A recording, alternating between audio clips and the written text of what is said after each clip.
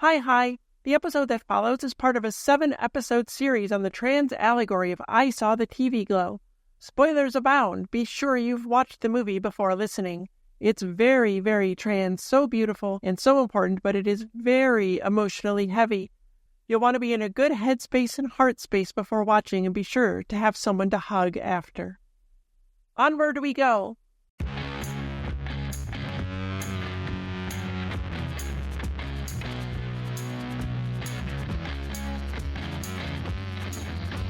Welcome to Tilly's Trans Tuesdays.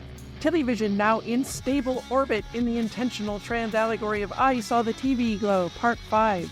Our connection to community returns and brings with it the hope of another chance at self-actualization.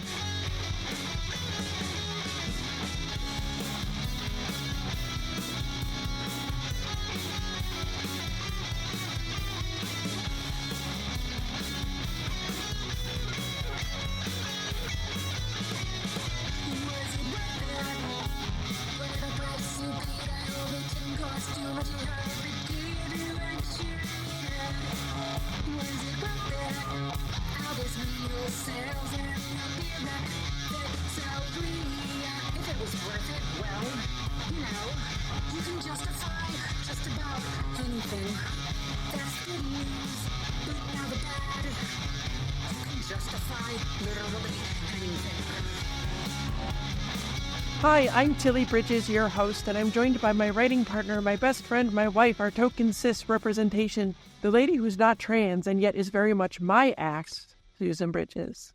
Hello. You're an axe if ever a human was. Well, yeah. Our returning guest is fantastic human Lilah Sturges. Hello, I am so ready to talk about the allegorical significance of raw meat today. Oh, yeah, Is that in this part? I don't even remember what is in what part. Oh, we're going to the grocery store. Okay. I think you're right. We're going to the grocery store. Listen, I wrote all these together and I don't remember what's in what part, so it's all a surprise to me as we go. That's all right. All right, diving back in where we left off. 46 minutes, 8 seconds. Owen apologizes to his dad for being home late. Even though he's an adult now, his father still controls his life, and look at all the fear everywhere around him. 46 minutes, 19 seconds. His dad has fear behind him, is on a dysphoria sofa, is bathed in blue. This is what awaits you, Owen. The TV is all blue, playing a laugh track from a sitcom. This will be your miserable life. 46 minutes, 30 seconds. Owen on his bed. The light is yellow. Walls around him are green. As he turns his TV on, it bathes him in blue. He's on his way to where his dad is, a sad, for him, masculinity. But he turns the light out. The fear is gone if he just gives in. Narration from the TV. The invaders changed the planet's atmosphere, creating an eternal night. Well, that's what this life is. 46 minutes, 57 seconds. Owen walks through the theater. The movie is Transmorphers. It is a real movie, a 20-teens low-rent Transformers, and the screen is all yellow. Super text. Owen is all blue. Narration. The sun forever covered by the dark clouds. Super text. The survivors fled underground, living in fear of the machines that now ruled the earth. How very Matrixy. And in the Matrix, I wrote a whole book about it. Begin transmission, the trans allegories of the Matrix. You probably know that by now. Machines equal transphobic society, and humans are trans people. Living underground is going into hiding for safety, as Owen has done, even though he refuses to acknowledge his own truth. And I just want to say really quick how genius including these clips of that movie were. The narration and colors fit the theme of I Saw the TV Glow so perfectly. I was sure they had to be entirely fictional and made up for this movie, but no, it is very real. I kind of want to see it sometime. Yeah. It looked so bad. The more we talk about this film, the more I'm convinced that the director is kind of a genius. An absolute genius. Yes, they are. Yeah. Okay, 47 minutes, 16 seconds. Owen's at the grocery store by the produce. I feel like there's something going on with the photos of the produce above his head, even outside of the colors, but I have not been able to decipher any meaning. Sometimes produce is just produce, but he is surrounded by all green things that are grown in nature. Dysphoria is natural for him. But Lilah, you have a very interesting theory about the produce signs on the wall. Well, I don't know if it's a theory so much as a feeling that I get. Okay. Yeah. I find that particular shot extremely visually arresting. Yeah. The pictures of the produce take up like half the screen. So Yeah. obviously we are meant to see the produce. Your eye is drawn right to those signs. Yeah. Yeah, I was trying, right? It really kind of, steals focus from Owen, this Yeah. giant pictures of weirdly arranged fruits and vegetables. Very And weirdly arranged. and Yes. like Very sometimes, intentionally weirdly arranged. as you The say, store did not sometimes just have those right, an like that. eggplant is just an eggplant. But I think in this we're supposed to look at it, I think, and be befuddled. I Yeah. believe that there is no coherent arrangement. I think it's meant to feel jumbled. That's the only thing I can think after watching this movie like 3 times. It looks a little bit like a comic spot bubble, Mm-hmm. like over his head. That's fascinating. It kind of does. Like this is his thoughts.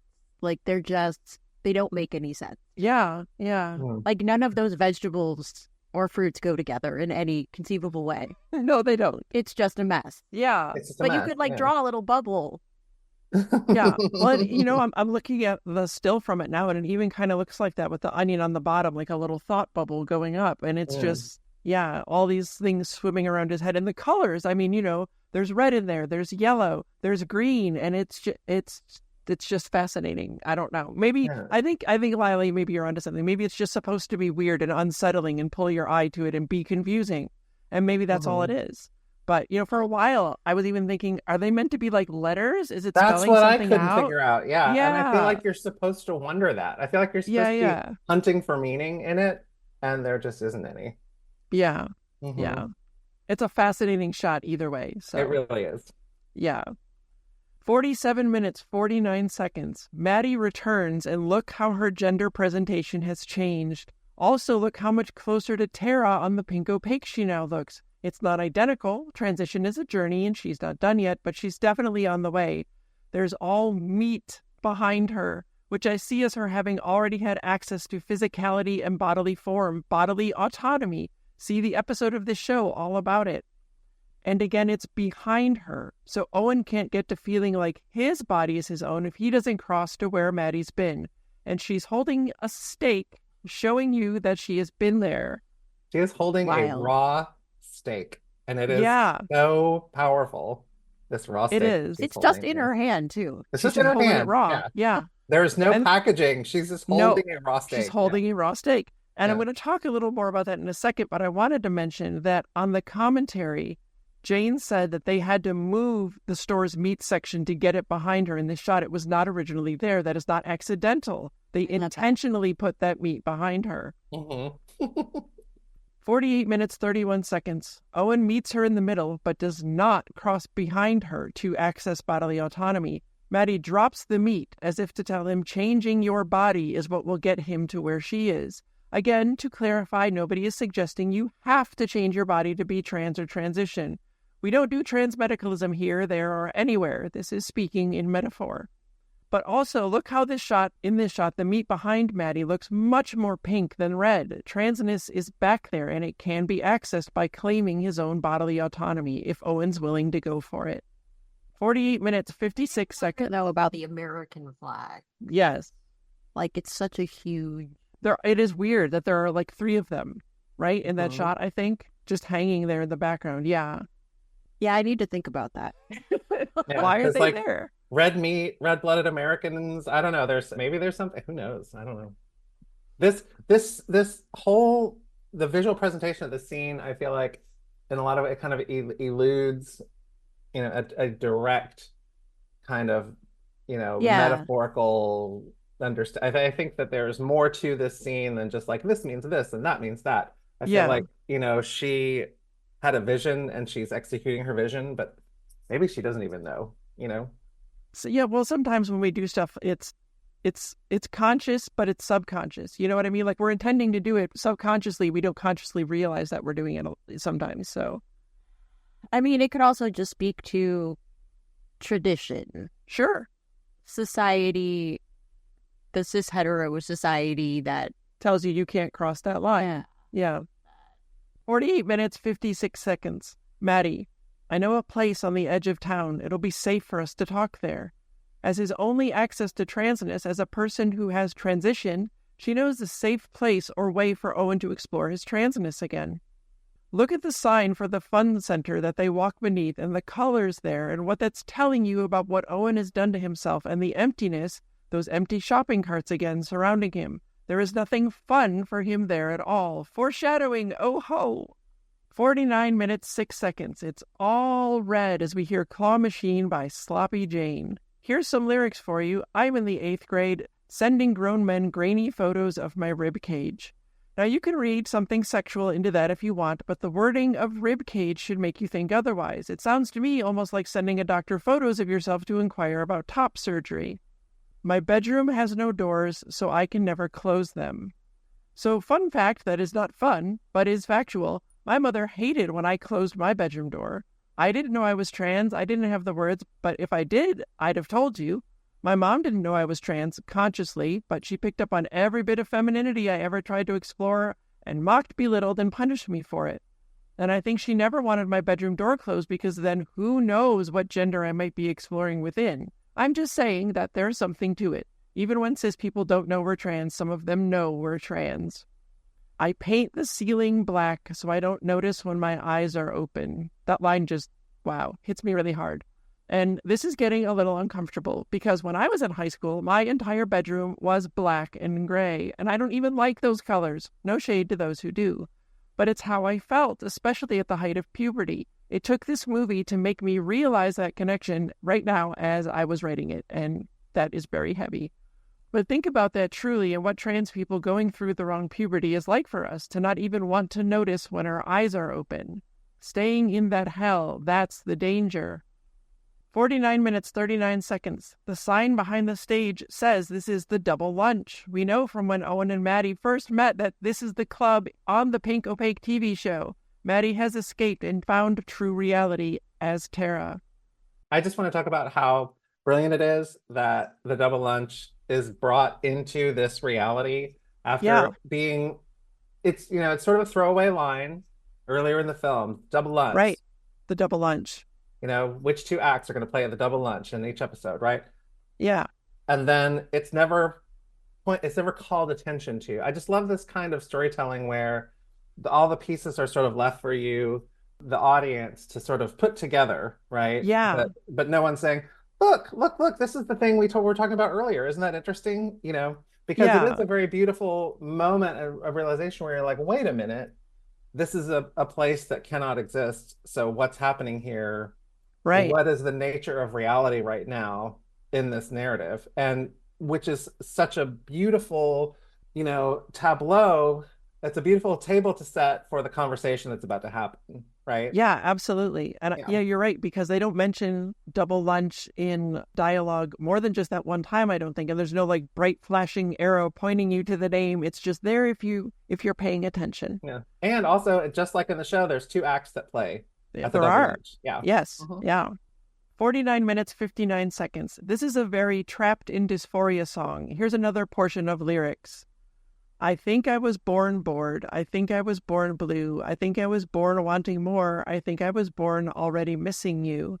Which I interpret sort of as life has always been gray. All I've known is despair. This can be what my life is. Where's the real me I've longed for since I was born? It kind of burns you up like you're going through atmospheric re-entry, doesn't it? Can we also just talk about how Phoebe Bridgers is just there, just hanging out on Is stage? she? Yeah, that's Phoebe Bridgers playing the guitar. I didn't even know. Okay, yeah. Wow. Jane Schoenbrun's got some clout. Apparently, yeah. 51 minutes, 9 seconds. Owen and Maddie are talking backstage. Dysphoria and fear are right behind Owen, and talking with Maddie is all red. Danger, danger is all he sees. To Maddie's right, look at the lamp in trans pride flag colors on the desk, and on the far right, how much smaller her own green dysphoria has become. Transition helps alleviate dysphoria. 51 minutes, 15 seconds. Owen. They think you're dead, Maddie. That's how so many cis people treat us when we transition. It's cis grief over losing the fake person we never were that only hurt us. There's a whole Trans Tuesday about it at Tilly'sTransTuesdays.com. 51 minutes, 35 seconds. Maddie, I'll tell you everything. I just need to ask you something first. Owen, does your mom know that you're alive? Remember that his mom represented his own access to femininity. Do you see what he's asking her here? Are you still in touch with your femininity? Did you transition? 51 minutes, 48 seconds. Notice that even though they're sitting in all red, Owen is also lit with yellow. He is scared shitless by this. Maddie transitioned. I'm talking to her about it. Does that mean I am? Oh God, I'm so scared. 52 minutes, 10 seconds. Maddie asks him if he remembers the pink opaque, the transness that they explored together. Of course he does. It meant more to him than anything else. 53 minutes, 2 seconds. Maddie, how do you remember it? Do you remember it as just a TV show? Was it just us playing around, or was there something real there? 53 minutes, 18 seconds. We get the shot of Owen through the door in a dress. That is pink. Femininity, transness, presentation change, trans femininity, super text. But note the green towel behind him. This has not eliminated his dysphoria, but for the moment it's sure smaller than the giant fish tank, huh? And outside the room he's in, fear of getting found out. I'm going to be honest, this shot surprised me because I was not expecting the film to just go there and be as surface direct. Level. Yeah, right? And, yeah. Like, no, it is there in the text. Owen is trans. Owen is, when they are watching the pink opaque together, they are doing more than watching a TV show. And this is something that Maddie is clearly laying out. Right. Like saying, no, you're trans. Like, yeah. She doesn't say the words, but she might as well. Well, later on, though, she does tell him that he is Isabel, which is also basically saying you are trans. So yes, it's very surface level. Owen says he remembers it only as a TV show, but he's bathed in danger and fear and his voice breaks. He's so scared. Owen, the last show before the young adult network switched to black and white reruns for the night.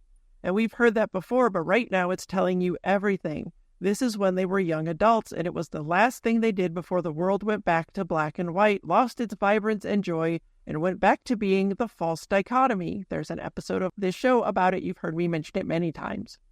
53 minutes, 51 seconds. Behind Maddie, look at the light on the wall. Pink. Maddie, are you sure that's all it was? Wasn't trying on that dress more than kids playing around? Didn't it make you feel things? Didn't it clue you into something?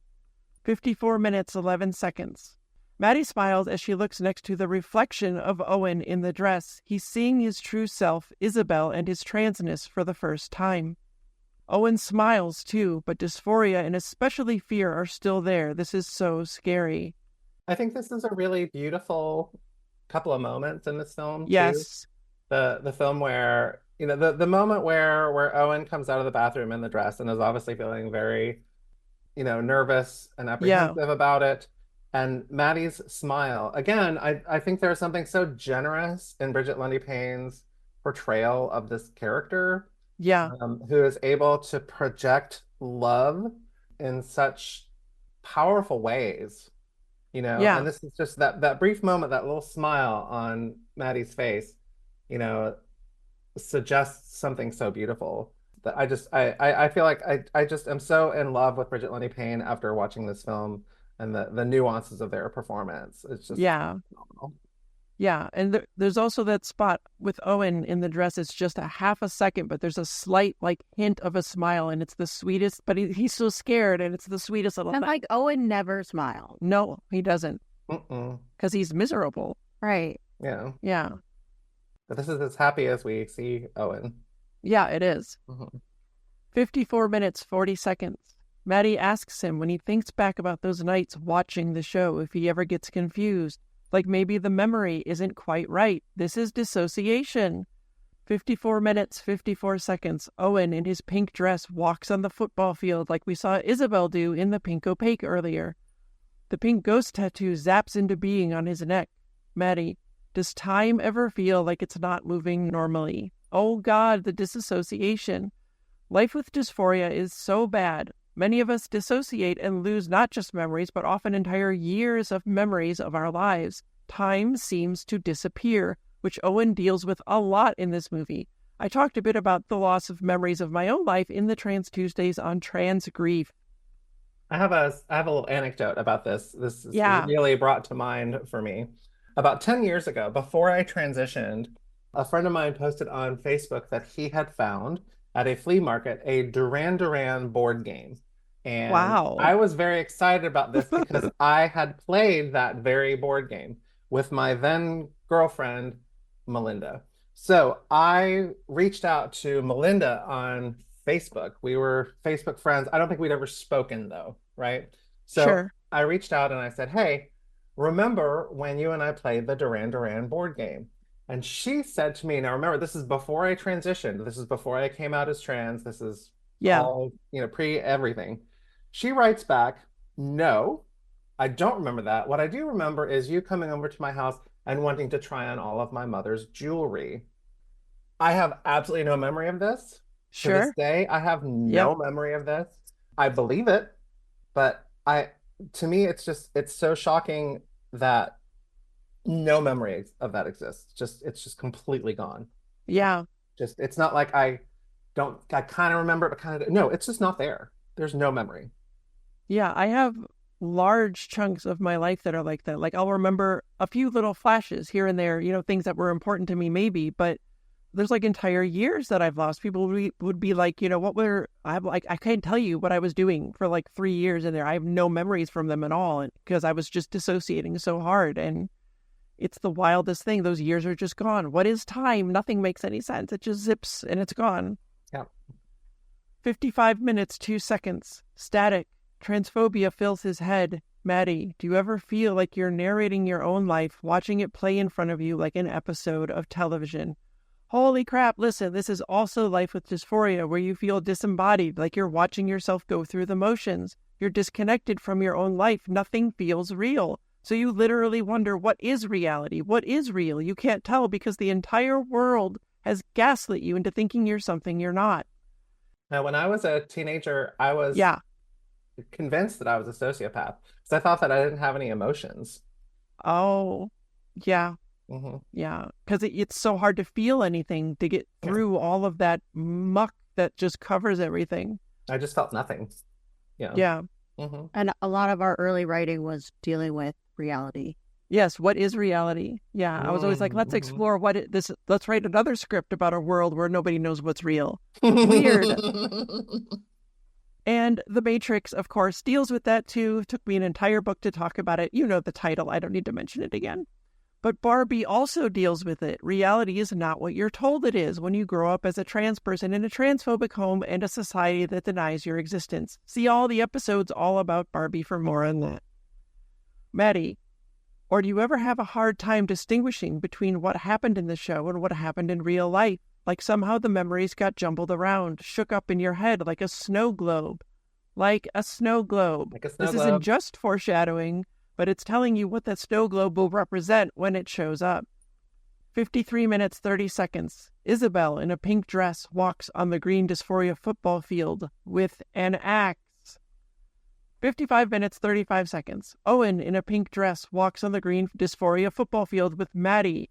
She is his axe, his weapon against transphobia. I'm sure you're tired of me saying, read my book, but listen, these themes show up again and again and again for a reason. In The Matrix, the trans community is represented by the character Tank. Tanks are literally armored weapons. Later in the franchise, the trans community is represented by the human cities of Zion and Io, which are defended by human-controlled mechs with giant guns. The trans community protects and defends each other. We need each other to fight transphobia. 55 minutes, 46 seconds. Maddie, I'm trying to go slow. I don't want to alarm you. If you just shout at someone that they're trans, even if it's true, it's going to likely scare them and just make them pull back even more. This is why the quote-unquote egg prime directive exists. Don't tell an egg you think they're an egg. Eggs are people who are trans and don't know it yet. But the egg prime directive is complicated and often misinterpreted, and that's a topic for another time. Yes, there will be an episode on it, but I haven't written it yet. I'm still writing this one. Give me a break. 54 minutes, 48 seconds. Standing on dysphoria, Owen in his pink dress with Maddie by his side look up at the blue sky and Mr. Melancholy. 55 minutes, 54 seconds. Owen thinks they should tell the police or his dad. I feel weird, so let me check with my toxic masculinity and see what it thinks. Look at Maddie leaning in on him, pressing the importance. Maddie, no, you can't tell anybody. Do you know how many people you thought loved you and cared about you instantly reveal they do not once they know you're trans? It should be 0. For many of us, it is not. For many of us, it's a lot. 56 minutes, 30 seconds. Maddie, I've been there, inside the show. She's been transitioning. Note, again, they are inside the club from the show. Owen is also there now with Maddie and doesn't even realize it. 56 minutes, 40 seconds. King Woman sings Psychic Wound. Super text all over that. Phew! And this song title sure explains the despair of the blue lighting. In the commentary, Jane said this moment was a release from the tension the audience and Owen are feeling. And, well, Owen just learned Maddie transitioned into Tara and that transness is real and he needs to scream about it, foreshadowing what he does later. Why have I been punished? I've been banished from the sky. I didn't ask for this. Why is this happening to me? Why do people hate me for who I am? You're not going to believe this, but The Matrix has Neo literally asking that question out loud. Also, in that franchise, flight is a metaphor for gender euphoria, the kind you can find with transition. In fact, long before ever realizing the flight is gender euphoria metaphor in The Matrix, I described my own first encounter with gender euphoria the exact same way, feeling like flying. I discussed that a bit in the episode on body hacking, where I talk a bit about the first women's clothes I ever owned. And I went into it in even more detail in the Trans Tuesday on gender euphoria, which you can find at tillystranstuesdays.com. So banishing someone from the sky is preventing them from ever accessing that euphoria, which means preventing transition. Clinging to his mighty chest, bury my face and cry, I bow to him just to sleep next to you, a force I can't deny. For Owen, holding on to the man he thought he was, that society said he was, is what's causing all his pain, keeping him from the real person inside. When I'm spread on the bed, you remain the luscious fruit. Help me, I'm so chained to you. Someone tell me what to do. At my most vulnerable, you, the real me inside, are what I crave. I keep pretending you're not real, that I'm not trans, that none of this is happening, but it keeps coming up again no matter how much I try to deny it. Poor Owen. 57 minutes, 52 seconds. Owen leaves the danger behind as he walks into despair. Says a whole lot. 58 minutes, 4 seconds. Maddie tells him she can't stay where she is much longer. She's going back to her life as her true self.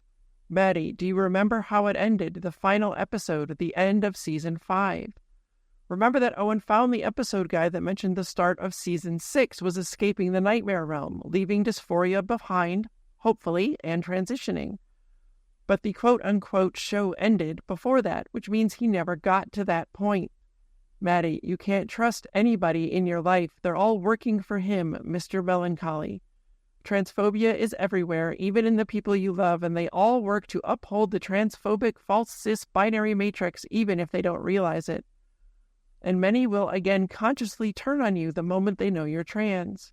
You'll never guess what movie franchise deals with that and explicitly shows you how if you're not fighting the system that oppresses trans people, you're a vital part of the machinery that oppresses us. Anyone? Any ideas? I wrote a damn book about it. Maddie asks him to come to the high school at midnight, his last chance for her to help him out of the misery he's in. 58 minutes, 44 seconds. Owen digs through his closet. It's all fear and danger inside and dysphoria outside. Tonight, Tonight by Snail Mail plays. Lyrics, anyone? We'll crucify the insincere tonight. We'll make things right. We'll feel it all tonight. We'll find a way to offer up the night, the indescribable moments of your life. The impossible is possible tonight. Believe in me as I believe in you. This might be your last chance, Owen. You can do it. He's digging through the closet, which is where he has put himself and his transness, in the closet. Almost every trans person has been there at some point, and choosing to bring our transness out of the closet and into the light of day can be so tough, because society does everything it can to stop us and make us feel that it's bad and wrong. It messes you up a lot, and just look where it's gotten Owen. Thanks for being here, Lilah. Thanks for having me. I think I should come back at least 1 or 2 more times to finish this up. Let's say 2. Let's just call it an even 2. All right, let's do it. Okay. Yeah. Tilly Bridges, end transmission. Tilly's Trans Tuesdays is hosted by Tilly Bridges and Susan Bridges with audio editing and sound mixing by Jillian Morgan. The Google Doc and social media versions of this week's topic and all past topics are available at Tilly'sTransTuesdays.com. Special thanks to Daisy and Jane for the use of Sorry Not Sorry as our show's theme music. Please stop by and show your support at daisyandjane.bandcamp.com and soundcloud.com/daisyandjane. You can find me at Tilly Bridges on Bluesky, Twitter, and Hive, on Mastodon at Tillybridges at mastodon.social, at facebook.com/TillySBridges, and on Insta and Threads at HeckYeahTillyBridges. And you can find Susan on most of those at Susan L. Bridges. You can find Jillian at Audio Jillian on Bluesky. You can join the Tillyverse Discord server by following the link at the very bottom of Tilly'sTransTuesdays.com. We hold regular watch parties for the Matrix films and other trans movies where I do a live Q&A, and it's blossomed into a wonderfully supportive, compassionate, kind community of friends. We'd love to have you join us. For more information, visit pendantaudio.com. Thanks for listening.